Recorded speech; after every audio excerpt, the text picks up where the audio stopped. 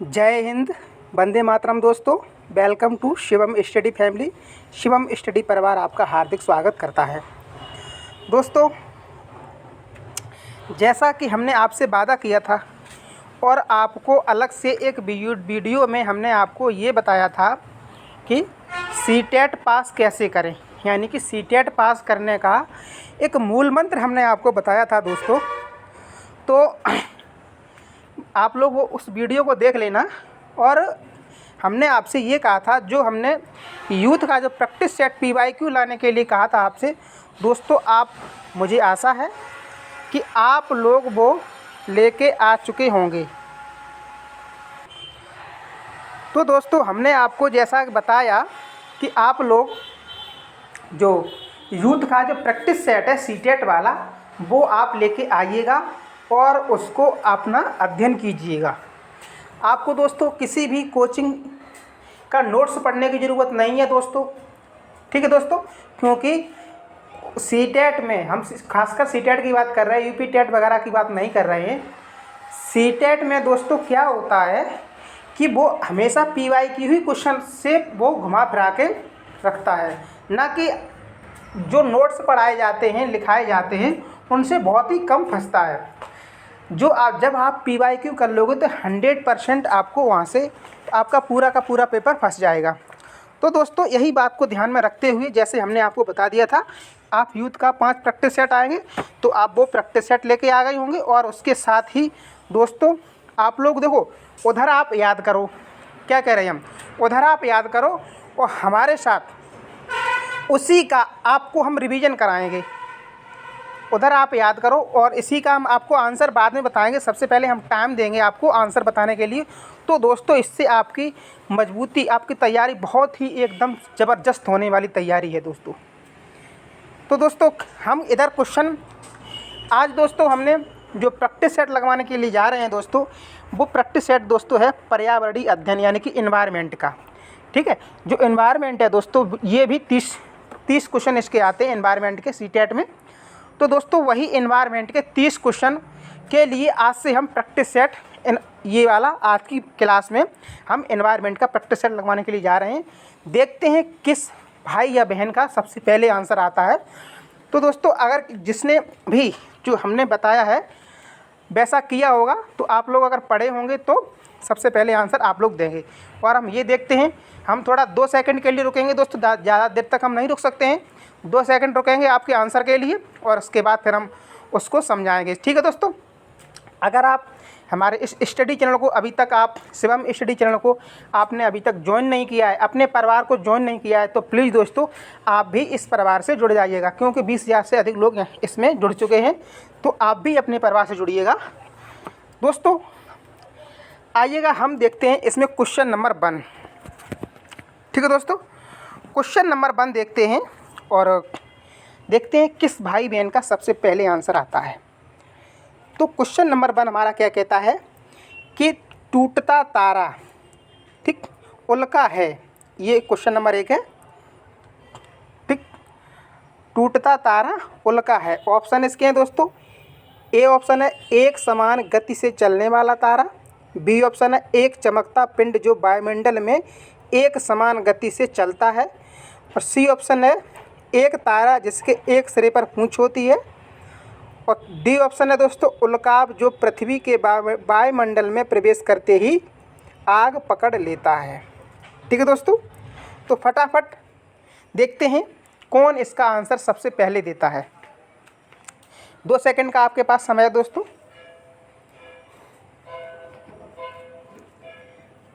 ठीक है दोस्तों, आपका समय समाप्त हुआ और इसका आंसर हो जाएगा दोस्तों डी ऑप्शन। इसका आंसर डी ऑप्शन आपका हो जाएगा, ठीक है दोस्तों, ये वाला।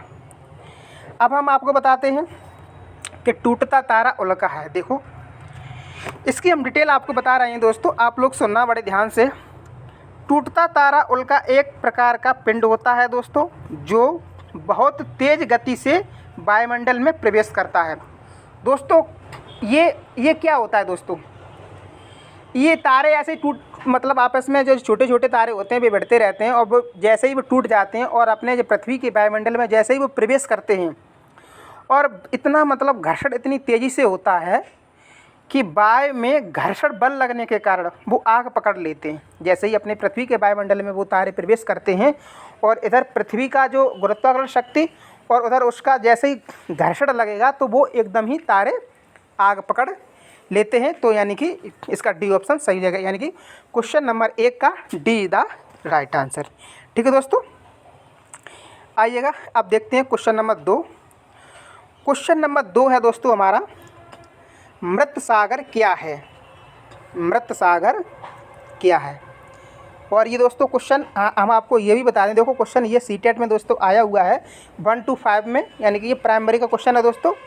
ये 26 जून 2011 का।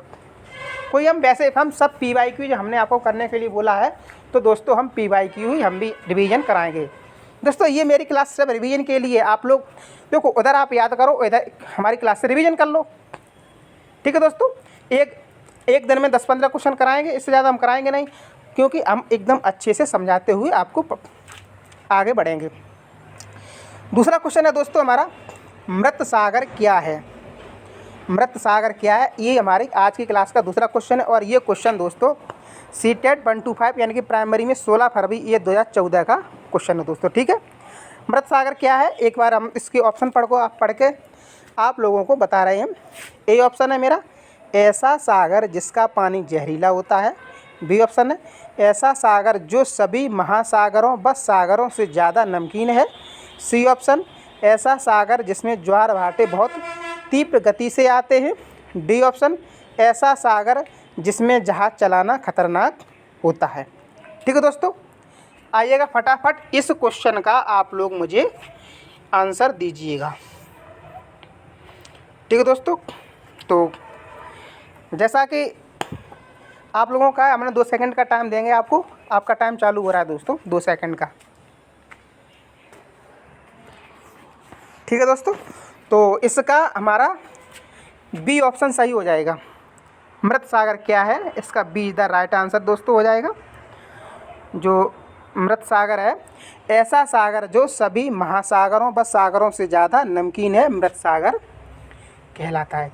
इसकी थोड़ी डिटेल हम आपको बता रहे हैं दोस्तों। मृत सागर ऐसा सागर है जो सभी महासागरों व सागरों से ज़्यादा नमकीन है। इजराइल के मृत सागर में 340 ग्राम प्रति लीटर लवणता होती है। तैराक अपने प्लब कर सकते हैं, इसमें प्लब कर सकते हैं यानी कि तैर सकते हैं अच्छे से, क्योंकि नमक की अधिकता ऐसे सघन बना देती है। ठीक है, जो नमक वाला जल होता है दोस्तों वो थोड़ा पतला नहीं होता है, उसकी जो डेंसिटी होती है वो थोड़ी ज़्यादा होती है दोस्तों। ठीक है, तो ये था हमारा आज की क्लास का दूसरा क्वेश्चन, और मुझे मालूम है कि आप लोगों को ये समझ में आ गया होगा। ठीक है दोस्तों, और हम ये देखते हैं सबसे पहले आंसर किसका आएगा। जो सबसे पहले आंसर देगा उसी मतलब उसने वो पढ़ाई कर रहे हैं। ठीक है, चाहे हमारे भाई बहन कोई भी हो, दोनों में से। ठीक, अब आज की क्लास का तीसरा क्वेश्चन दोस्तों।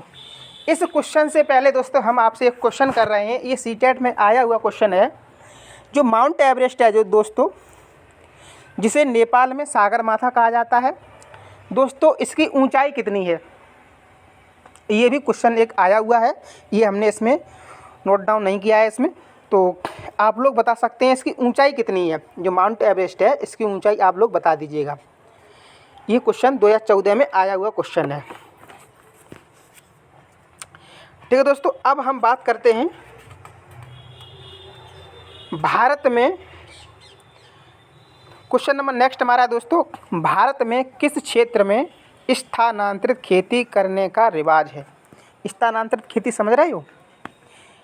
स्थानांतरित यानी कि पहले एक जगह खेती करते हैं, वहाँ पर जैसे ही उसकी जो भूमि होती है उसकी उर्वरा शक्ति समाप्त हो जाती है, वैसे ही वो दूसरी जगह उस खेती को छोड़ करके दूसरी जगह खेती करने लगते हैं। तो इसी को स्थानांतरित यानी कि एक जगह से दूसरी जगह, ठीक, तो उसी को हम स्थानांतरित खेती कहते हैं। तो वही पूछ रहा है क्वेश्चन कि भारत में किस क्षेत्र में स्थानांतरित खेती करने का रिवाज है। ये सीटेट 1 to 5 2018 में आया हुआ क्वेश्चन है। 2 सेकंड का टाइम दोस्तों। हाँ, आपको ऑप्शन हम आपको बोल के दिखा दे रहे हैं, बता दे रहे हैं। ए ऑप्शन है दोस्तों उत्तर पूर्वी क्षेत्र, बी ऑप्शन है दोस्तों दक्षिण क्षेत्र, सी ऑप्शन है उत्तर पश्चिमी क्षेत्र, डी ऑप्शन है दक्षिण पूर्वी क्षेत्र। आपका टाइम दोस्तों 2 सेकंड का आपका टाइम शुरू हो रहा है। फटाफट दोस्तों इसका आप लोग जवाब दीजिएगा।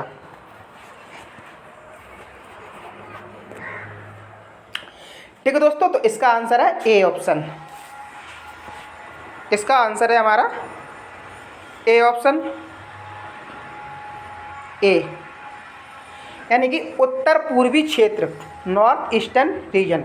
जैसे कि आप लोगों को बता दें दोस्तों, जैसे हमारा उत्तर भारत है, उत्तर भारत में उत्तर पूर्वी क्षेत्र आप समझते हो, जो 7 सिस्टर है दोस्तों, 7 सिस्टर, वहाँ पर उस साइड में ये खेती बहुत ज़्यादा की जाती है। ठीक है, तो आइएगा आज इसको हम डिटेल में पढ़ते हैं। भारत के उत्तर पूर्वी क्षेत्रों में जो स्थानांतरित खेती का रिवाज है, ठीक है, उसी जो 7 सिस्टर आप समझ रहे हो, जैसे नागालैंड हुआ, मिजोरम, मणिपुर, त्रिपुरा, मेघालय, असम, अरुणाचल प्रदेश, इस साइड में ये, ठीक है, क्योंकि वो पहाड़ी इलाका है इस वजह से। तो इसे झूम कृषि भी कहते हैं, जिसे शिफ्टिंग भी कहा जाता है। यह एक आदिम प्रकार की कृषि है जिसमें कुछ वर्ष तक खेती करने के पश्चात भूमि को छोड़ दिया जाता है। आप मेरी बात को समझ रहे होंगे, यानी कि इसमें क्या करते हैं कि कुछ दिनों तक वो खेती करते हैं और जैसे ही उसकी भूमि की जो उर्वरा शक्ति समाप्त होती है, वो नेक्स्ट दूसरे स्थान पर जाके खेती करने लगते हैं। ठीक है दोस्तों, आइएगा नेक्स्ट क्वेश्चन पे चलते हैं।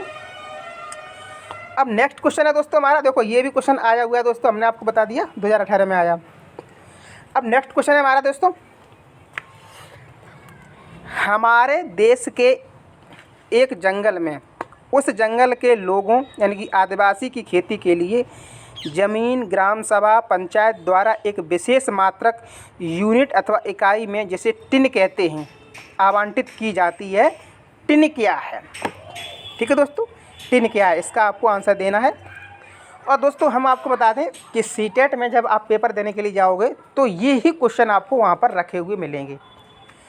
ठीक है दोस्तों, झूम कृषि के बारे में तो सीटेट वाला इतना पूछता है, बहुत ज़्यादा घुमा घुमा के क्वेश्चन रखता है, लेकिन ऐसी कोई बात नहीं। आप लोगों ने एक बार समझ ली झूम कृषि क्या है। ठीक है, यानी कि शिफ्टिंग कल्चर, यानी कि एक स्थान से दूसरे स्थान तक।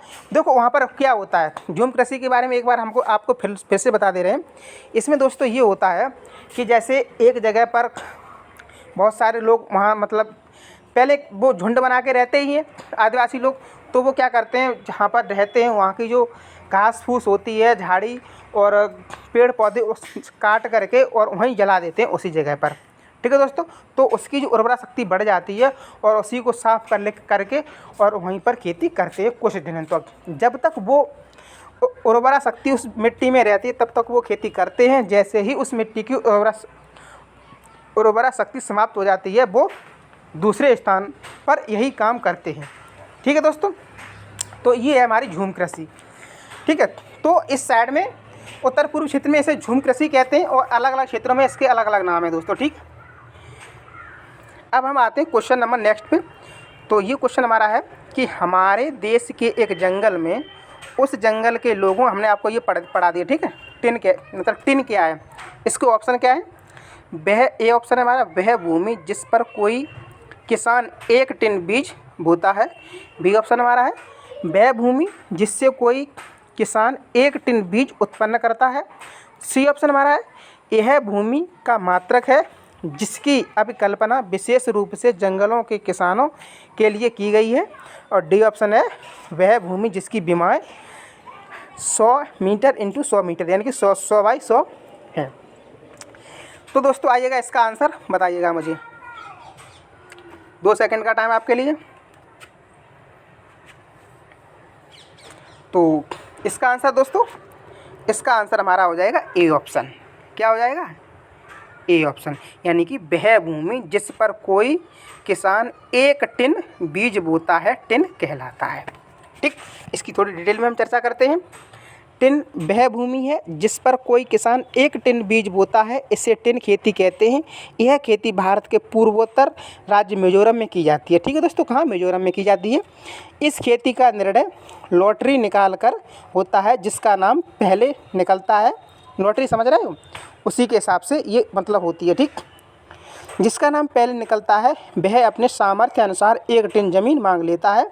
इस प्रकार गांव के सभी परिवारों को खेती के लिए ज़मीन दी जाती है। इस खेती में किसी भी परिवार से ज़मीन के लिए झगड़ा नहीं होता है। ठीक है दोस्तों, आइएगा अब हम देखते हैं नेक्स्ट क्वेश्चन। नेक्स्ट क्वेश्चन देखो, आगे झूम खेती।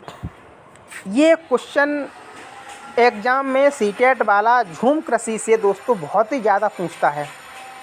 ठीक है, तो हम झूम कृषि के बारे में एक क्वेश्चन करा चुके हैं, अब ये दूसरा क्वेश्चन फिर से आ गया है।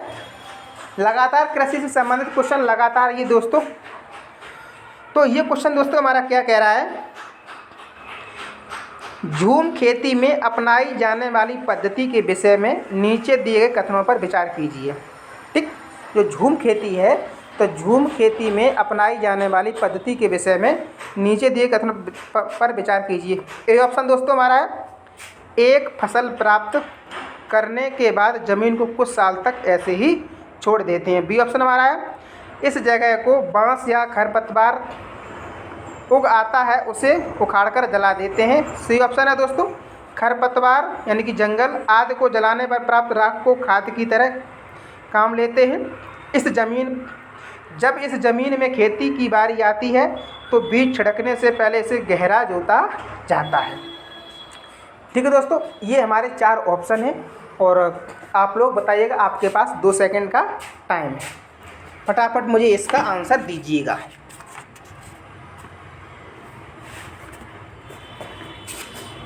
ठीक, तो इसका आंसर डी ऑप्शन दोस्तों, इसका आंसर हमारा डी ऑप्शन हो जाएगा कि झूम कृषि क्या है। तो झूम कृषि यानी कि जब इस ज़मीन में खेती की बारी आती है तो बीज छिड़कने से पहले इसे गहरा जोता जाता है। ठीक, डी ऑप्शन। इसे डिटेल में फटाफट एकदम सुनिएगा, फटाफट इसे देखो। झूम खेती आदिवासियों द्वारा प्रचलित खेती है जो पूर्वोत्तर भारत के पर्वतीय क्षेत्र नागालैंड मेघालय में की जाती है। इस खेती में एक फसल कटने के बाद ज़मीन को कुछ साल तक ऐसे ही छोड़ देते हैं, उसमें खेती नहीं करते हैं। इस जगह पर जो बांस या जंगल उग जाता है उसे उखाड़ते नहीं हैं, बस गिराकर जला देते हैं। यह राख ज़मीन में खाद का काम करती है। ठीक, ज़मीन को जलाते हुए आसपास के पेड़ न जलें, जंगलों को नुकसान न पहुँचे, यह भी देखना पड़ता है। फिर जब इस ज़मीन की बारी आती है तो ज़मीन को जोता नहीं जाता है। ज़मीन को जोता नहीं जाता दोस्तों, मिट्टी को हल्के से हिलाकर बीज छिड़क देते हैं। फिर छिड़क देते हैं। एक ही खेत में अलग अलग तरह के बीज जैसे मकई, सब्जियां, मिर्च और चावल बोए जाते हैं। तो दोस्तों ये था झूम कृषि के बारे में। ठीक है दोस्तों, अब हम आते हैं नेक्स्ट क्वेश्चन पे अपने। नेक्स्ट क्वेश्चन दोस्तों हमारा क्या है, नीचे दिए गए खेती करने के विवरण को पढ़िए और ढंग की पहचान कीजिए। एक फसल को काटने के पश्चात खेत को कुछ वर्षों के लिए खाली छोड़ दिया जाता है। इसमें कुछ भी नहीं उगाया जाता है। इस भूमि में बांस या अन्य खरपतवार जो भी कुछ उग आता है उन्हें उखाड़ा नहीं जाता है, काटकर जला दिया जाता है। यह राख भूमि को उर्वर बना देती है। जब यह भूमि खेती के लिए तैयार हो जाती है तब उसे हल्का सा खोदा जाता है। भूमि को जोता नहीं जाता दोस्तों, ठीक, और उस पर बीज छिड़क दिए जाते हैं। तो ऐसी खेती मतलब क्या कहलाती है? बार बार भाई क्वेश्चन घुमा फिरा के दोस्तों आ रहा है, तो यानी कि इसका आंसर हो जाएगा हमारा सी। इसका आंसर हमारा सी हो जाएगा। तो यानी कि ऐसी खेती झूम खेती कहलाती है। ठीक है दोस्तों, तो आप लोग समझ रहे होंगे कि ये मतलब कितना इम्पोर्टेंट है झूम खेती। नेक्स्ट क्वेश्चन दोस्तों हमारा है, क्या क्वेश्चन कह रहा है, कोई किसान उर्वरकों और कीटनाशकों का अधिक उपयोग करके अपने खेतों में बार बार धान की फसल उगा रहा है। ऐसा करने से उसके खेतों की मृदा, जो उसके खेत की है वो मृदा पे क्या असर पड़ेगा भाई, पूछना चाह रहा है। ए ऑप्शन केवल धान की फसलों के लिए ही उपयोगी रहेगी। बी ऑप्शन जुताई के लिए उपयुक्त बन जाएगी। सी बंजर हो जाएगी। और डी अन्य फसलों के लिए भी उपजाऊ बन जाएगी। फटाफट इसका आंसर दीजिएगा दोस्तों, 4 ऑप्शन आपके सामने हैं। तो इसका आंसर दोस्तों आप लोग बता चुके हैं, तो सी ऑप्शन क्या हो जाएगा, सी यानी कि ऐसी खेती ये बंजर खेती हो जाएगी। अब हम नेक्स्ट क्वेश्चन देखते हैं दोस्तों। नेक्स्ट क्वेश्चन हमारा है, नीचे दिए गए शहरों में से किस में रेत के पहाड़ जिन्हें रेत के टीले कहा जाता है पाए जाते हैं। ठीक है दोस्तों, तो ये मतलब जो रेत के टीले हैं वो कहाँ पर पाए जाते हैं, बताइएगा फटाफट। अबू धाबी, बर्लिन, काबुल या थिम्पी। ठीक, एक बार क्वेश्चन को हम रिपीट कर रहे हैं कि नीचे दिए गए शहरों में से किस एक में रेत के पहाड़ जिन्हें रेत के टीले कहा जाता है पाए जाते हैं। ऑप्शन आपके सामने, फटाफट दोस्तों इसका मुझे आंसर दीजिएगा। ठीक, तो इसका आंसर आ गया दोस्तों मेरे पास। इसका आंसर है दोस्तों अबू धाबी। ए ऑप्शन सही है इसका, अबू धाबी। ठीक, अब थोड़ी डिटेल में इसकी हम बात करते हैं। रेत के पहाड़ जिन्हें रेत के टीले कहा जाता है अबू धाबी में पाए जाते हैं। अबू धाबी शहर से थोड़ी दूर जाने पर चारों ओर दूर दूर तक रेत ही रेत दिखाई देती है। दोस्तों वहाँ पर क्या है, पेड़ पौधे नहीं, बस रेत ही रेत है। अबू धाबी में न हरियाली है और ना कोई पेड़ पौधा है। अबू धाबी में केवल खजूर के पेड़ दिखाई देते हैं। भाई जब रेतीला है तो खजूर के पेड़ होंगे, वहाँ पर कटीली झाड़ियाँ होंगी। ठीक है दोस्तों, आइएगा अब हम चलते हैं नेक्स्ट क्वेश्चन पे अपने।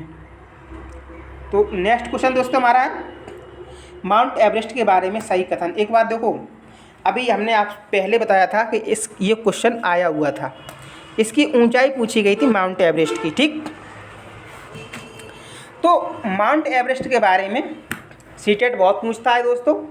तो आइएगा आज हम माउंट एवरेस्ट को ही समाप्त कर देते हैं, मतलब इससे बनने वाले क्वेश्चनों को ही हम समाप्त कर देते हैं। माउंट एवरेस्ट को तो नहीं समाप्त कर सकते हैं, लेकिन इससे जो भी सीटेट वाला पूछेगा आज इस एक क्वेश्चन के अंतर्गत हम सब कुछ आपको बता देंगे। ठीक, क्या क्या वो पूछेगा।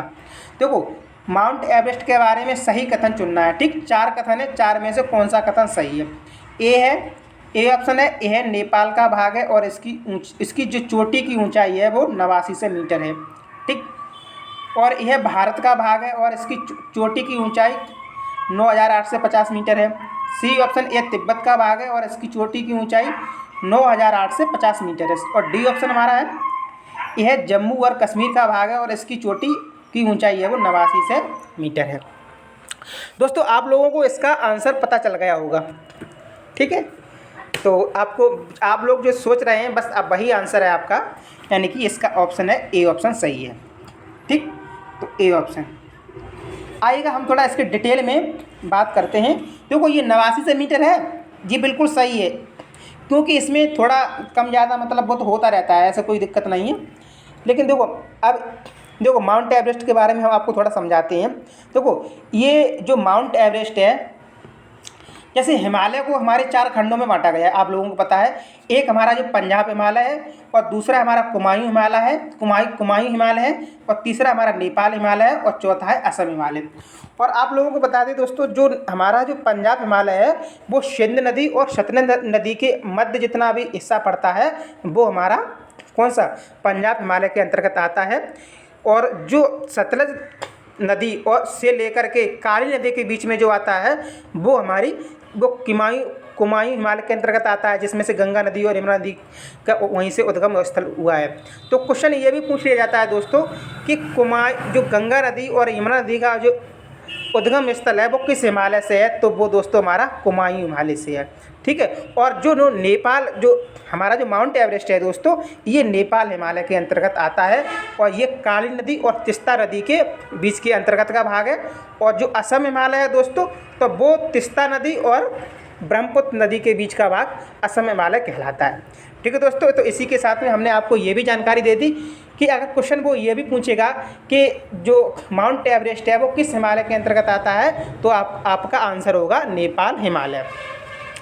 इसके साथ में दोस्तों इसकी ऊंचाई की बात करते हैं। तो इसकी सबसे ऊंची माउंट एवरेस्ट नेपाल का भाग है, और इसकी जो चोटी है उसकी ऊंचाई है, माउंट एवरेस्ट की सबसे ऊंची चोटी उसकी ऊंचाई दोस्तों 8848। एक बार हम लिख दे रहे हैं आपके पास 8848 मीटर। ठीक, और माउंट एवरेस्ट विश्व की सबसे लंबी चोटी है, सबसे मतलब ऊंची चोटी है। इसे नेपाल में दोस्तों सागर माथा कहा जाता है। ठीक, तो बात यही है दोस्तों, 8,848 मीटर और या 8900 मीटर। ठीक है दोस्तों, तो ये ऑप्शन इसके देखो जो क्लियर ऊंचाई है वो 8,848 मीटर है। ठीक है दोस्तों, लेकिन इसने 89 मीटर लिख दिया है, तो यानी कि इस जो ये वाली जो ऊंचाई है इसके आसपास तो यही वाली मेल खा रही है ना। और फिर सबसे बात ये है, ये भारत में नहीं है, ये तिब्बत में नहीं है, जम्मू कश्मीर में नहीं है, ये नेपाल के भाग है। तो इस हिसाब से आपका ये ऑप्शन ये सही हो रहा है। मुझे आशा है कि आप लोग समझ चुके होंगे। दोस्तों आपको ये क्लास कैसी लग रही है, कैसा समझ में आ रहा है दोस्तों, प्लीज़ कमेंट बॉक्स में मुझे ज़रूर बताइएगा। अब हम देखते हैं दोस्तों आज की क्लास का लास्ट क्वेश्चन। और देखो एक क्वेश्चन फिर से आ गया माउंट एवरेस्ट से ही। ठीक, तो माउंट एवरेस्ट एक भाग है किसका, म्यांमार का, भारत का, नेपाल का, तिब्बत का। देखो ये भी क्वेश्चन 2013 में पूछा गया है, तो आप लोगों को अभी बता दिया। तो माउंट एवरेस्ट है वो नेपाल का भाग है, तो D is the right answer. ठीक है दोस्तों, तो बस आज की क्लास में बस इतने ही क्वेश्चन, मिलते हैं हम नेक्स्ट क्लास में। और दोस्तों आप लोगों को देखो, आप लोगों को ये क्लास कैसी लगी है, तो प्लीज़ दोस्तों मुझे कमेंट बॉक्स में आप लोग बताइएगा कि ये क्लास आप लोगों को कैसी लगी है। और अगर आप लोगों को अच्छी लगी हो तो नेक्स्ट वीडियो हम बनाएंगे और आप कमेंट के हिसाब से ही हम करेंगे। ठीक है दोस्तों, तो मिलते हैं नेक्स्ट वीडियो में। तब तक के लिए दोस्तों मुझे इजाज़त दीजिएगा। Thank you for watching this video.